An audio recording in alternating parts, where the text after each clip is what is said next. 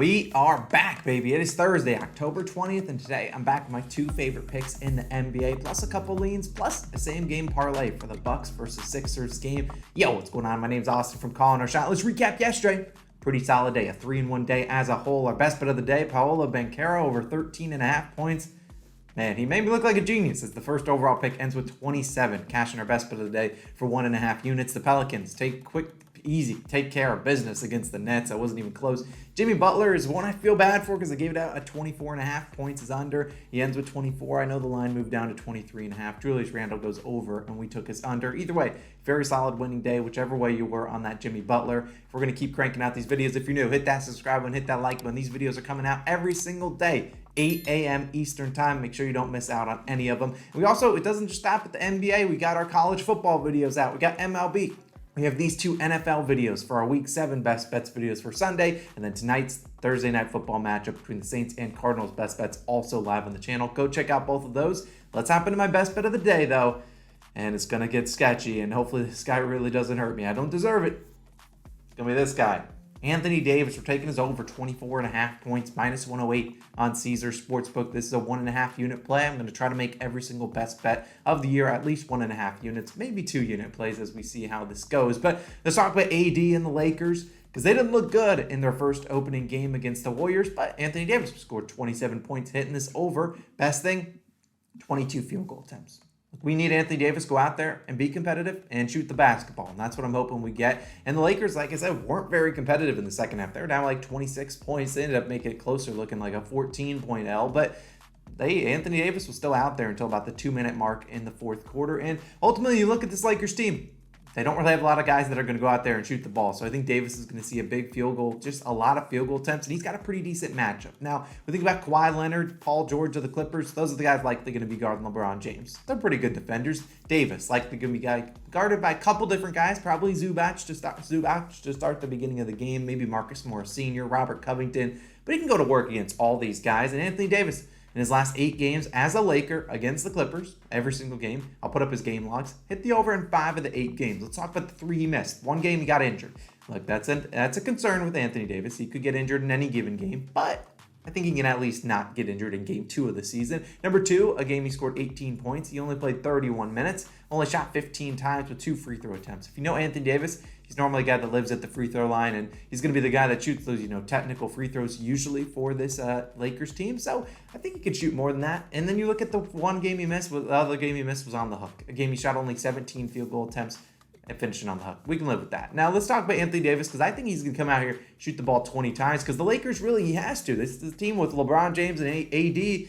Outside of him, Patrick Beverley's not going to shoot a lot. Austin Reeves, the Lonnie Walkers, the Russell Westbrooks of the world, not going to shoot a ton. And since the start of last season, Davis has attempted 17 plus field goal attempts in 22 games, hitting this over in 14 of 22 games, 64% of the time. I think he's going to shoot at least 17 tonight against the Clippers.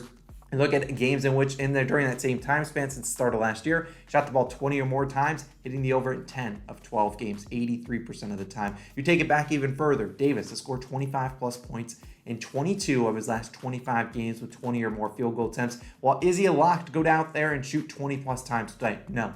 And any player could go out there, shoot 25 times one game, shoot 3 times the next. That's going to happen. But I think the Lakers need Anthony Davis to be out there, be aggressive. This is a guy that we know can score 25 points on any given night. He could score 50 for all I care. I think he could probably end up closer to 27, 28 points. That's where I project him. So if you want to ladder him up to 30 plus points for plus 225 value on FanDuel, go for it. I think the Brow comes out and has a pretty good game against the Clippers, their hometown rivals. So give me Anthony Davis. Best bet of the day, 1.5 units.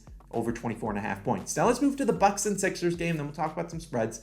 I'm taking Drew Holiday over 25.5 points plus assists, minus 115 on DraftKings. Now I know immediately the first question is going to be 26.5, and this is why I said a line shop, because both these books have these lines available at the time of posting. I would still take it at 26.5 on FanDuel.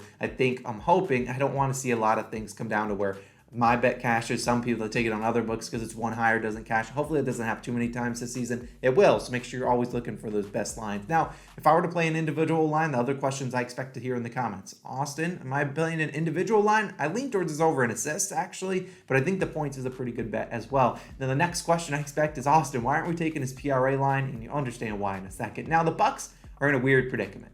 They obviously are down Chris Middleton. If you didn't know, Chris Middleton out, I believe, for a couple weeks, and also down Pat Compton for what it's worth. Now, who are the Bucks going to throw into the starting lineup? Your guess is as good as mine. Could it be a guy like Jordan Nwora? Or could it be a George Hill? Could it be Wesley Matthews? Yes, but I also would be not surprised if we see Bobby Portis slide into the lineup and we see them play a big man lineup where we see them go out there with Giannis at the 3, Portis 4, Brook Lopez at the 5. They got Serge Ibaka coming off the bench. They like to play Thanasis too, so they're capable of playing 3 bigs. And if you're going to play 3 bigs, this is a game to play it against because the Sixers are a team that kind of are a bigger team than normal. You have PJ Tucker normally at the 3 or 4, Tobias Harris at the 4 or 3, whichever one you want to call him, and then you got Joel Embiid at the 5. PJ Tucker's not going to take a lot of guys off the dribble, so you can live with putting a Portis out there. And I just don't think they're going to. You look at who else is on the court with Jrue Holiday. It's going to be Giannis, but is Grayson Allen bringing up the ball? Not really.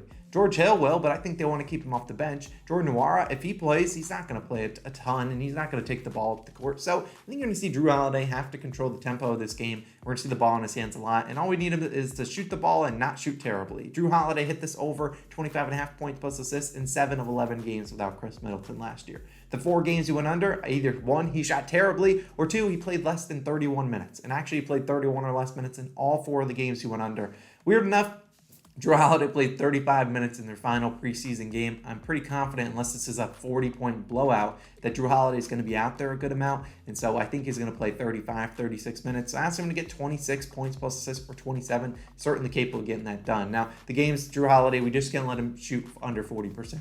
Jrue and I have a love-hate relationship. Normally when I love taking his props, and he hates performing for when I take them.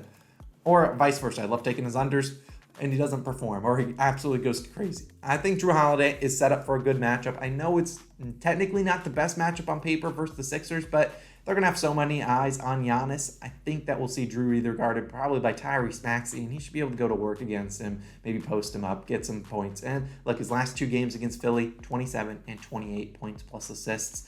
Look, I think he's certainly capable of getting it done. He can get this done with just points alone, but I think he's going to have a lot of playmaking duties on this team, especially if Bobby Portis slides into that starting lineup. Those guys aren't dribbling the ball. All the assist chances are going to Jrue Holiday. Worth noting, he also started his career in Philadelphia, where this game is being played. Jrue Holiday, as much as I would love to go out and get Greek Freaky, as the people know, we're riding with Mr. Jrue. Go get it done over 25.5 points plus assists, just a 1-unit play. Now let's talk about some spreads before we talk about a same game parlay.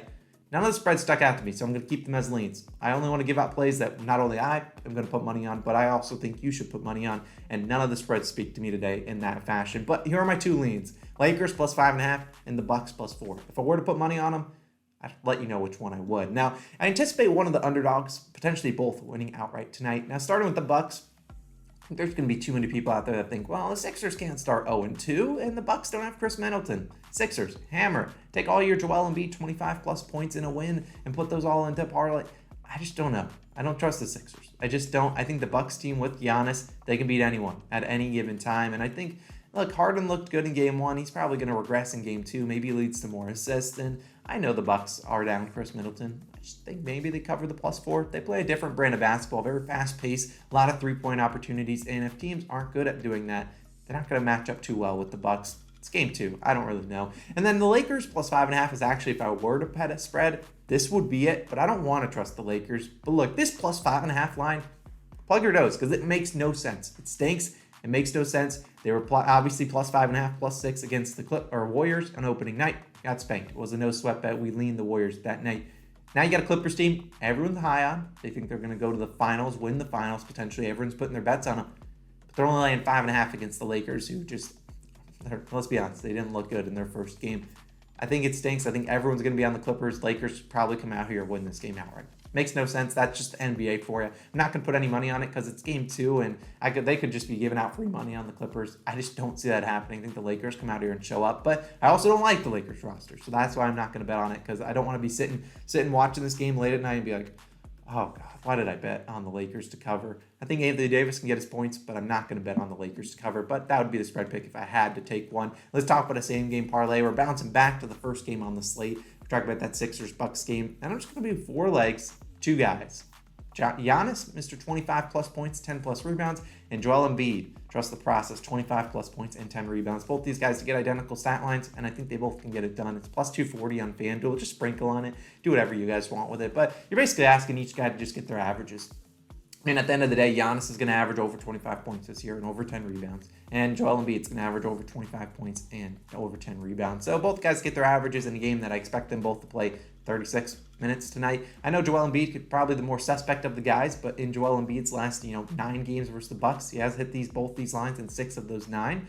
And then you look at Giannis, he's hit this over and not over, but hit these 2 lines in 7 of 8 against the Sixers. So I think, Embiid probably the more suspect one. Sometimes he just goes out there and says, I don't feel like rebounding the ball. But given if the Bucks do go with a big man lineup, he's going to have to go rebound it. Maybe the other guys pitch in, but I think he's going to have to rebound the ball. 10 rebounds, his line's 11.5.